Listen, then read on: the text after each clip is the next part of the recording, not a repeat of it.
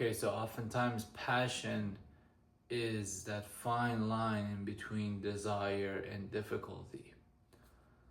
What you desire needs to be difficult. What you desire needs to represent a challenge.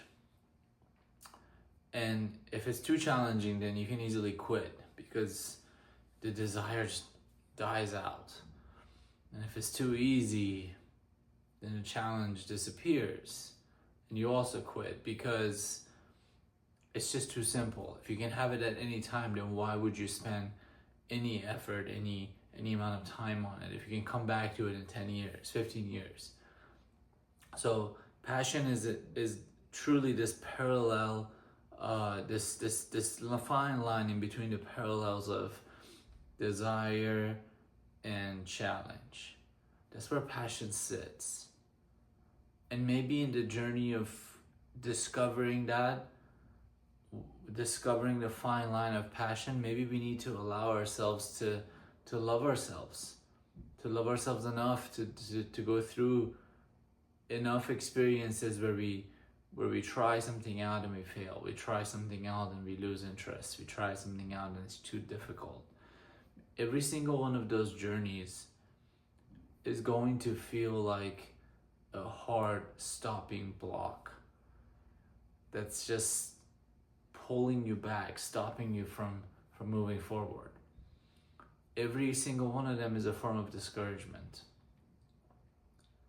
And your job is to take a moment, relax, recuperate, and look elsewhere, move differently. And do not allow that one moment of failure, that one moment where things just didn't align, the passion didn't develop because whether it was way too difficult or way too easy, to stop you from that journey of constantly exploring new things. I'm less interested, as you can tell by now in this video, I'm less interested in talking about what passion is or isn't because so many people already talk about that. I'm more interested about the journey of finding it, the trial and error, all the chaos, all the ups and downs, moments where you find stuff and you think this is it, and you spend 3.5 years working at it, only then to realize it led you to something more valuable, something more demanding, something more difficult, something more rewarding. And it's okay to change path. It's okay to change path early on. It's okay to change path halfway through. It's okay to change path at any moment. People who pursue businesses, passions of theirs, find themselves in their 40s, 50s, 60s, questioning, do I still want to do this? And oftentimes we're too afraid to say no. When a business closes its door, when we decide, you know what, I've given this thing 10, 20 years of my life and I'm just going to move on and do something else, seems to be a failure for a lot of us, right? It seems to represent a lack of success of some sort, but it's not. I don't think it is. You are allowed to go through a journey and decide that this is not for you. The same way you're allowed to go through marriage. And if this is not for you, you're allowed to express that. Of course, in the example of a marriage, if you give yourself the option of getting out constantly, then there's a danger of always finding a small argument or finding something small and getting out of these uncomfortable situations. But I would argue that at that point you have a different problem. You have a fundamental problem underneath this problem. The problem you truly have then is your inability to sit with discomfort. And so if you're struggling to maintain relationships, right? If you give yourself an exit sign and you take it, that's not the exit sign's problem and it's not the decision's problem. It's really the fact that you are unable to persevere through difficulty. So ultimately, the ability to move out of something that is actually not for us, I would say, is a good thing. Because think about it, the alternative is staying in a marriage that is just absolute misery, and now you're stuck in that journey for your whole life and the whole life of your spouse and potentially your kids. You're going to ruin not only your life, but the lives of at least one, if not two, three, four other people.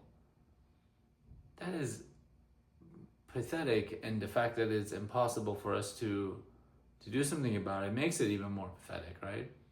So of course, getting out sometimes is the right answer, and the challenge is to make the decision and move forward. Make the decision and get out. A passion leads you to tough decisions. A passion leads you to being able to recognize, to decide, to recognize the patterns where things aren't really working as they should, to select the patterns that are not working out, and then decide for yourself if this is something you're willing to put up with, if it's possible for it to be altered, or the only way to exit. And it just happens to turn out that that skill is very much applicable to your career, to your job, to your education, to your relationships, to your friendships, to your romantic relationship, to the way you communicate and interact with your kids, to your hobbies, of course. So finding your passion is not a suggestion, man. Finding your passion is not just a good thing for you to do because you get to make yourself more useful in this world. Finding the passion is the only path you're on. Finding the passion is the only real path ahead. Everything else, whether you're going to get your engineering degree or become a teacher or do this or that, those are all above the surface of the ocean of passion. Finding a passion is really the only real question, because that is the question that has the key to plenty of other questions in life. And think about it, if you don't have the right key to the right entrance, and if all the other keys to every other question in life reside in that first answer, if you get the first answer wrong, chances are you're going to struggle with every other decision beyond that. I don't want that for you. I don't want you to struggle with one decision in life and then allow that poor decision of yours to dictate the rest of your life, to waste the rest of your life away, as well as the lives of your loved ones. Allow yourself to take a break. Love yourself throughout the failures. Be brave enough, courageous enough to try new things and fail and fail and fail again. Admit when it's too hard. Admit when it's too easy. Experiment with those things. Do not give up easily and just push on through. Maybe year 1 is hard, maybe year 3 is hard, maybe 5, 7, 10, 12.